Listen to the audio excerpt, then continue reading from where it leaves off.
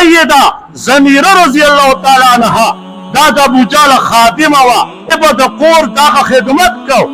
دی ایمان راوړه ابو جهل ولوی د ایمان نه واوړه دا ورته فرمایي ایمان نه پرېږدم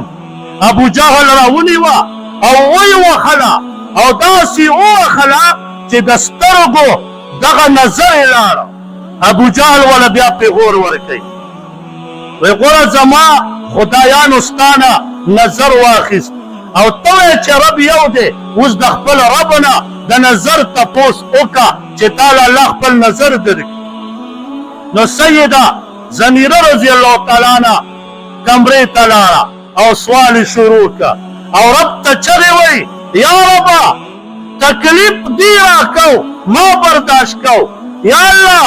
اډوکي زما دی مات کا یا الله ما برداشت کو یا الله نن ستا په ذات کې دی رالو یا الله دا نشم برداشت کولی یا الله ستا په ذات کې ګستاخي کوي یا الله دا نشم برداشت کولی یا الله سوال درته کوم منت درته کوم یا الله اوس ستا د نوم خاطر راغی یا الله ماله نظر راکړه سیده زمیره رضی الله تعالی عنها چې په مخ مبارک لاس راکاږي سترګې ولا الله موغې رموټې کړې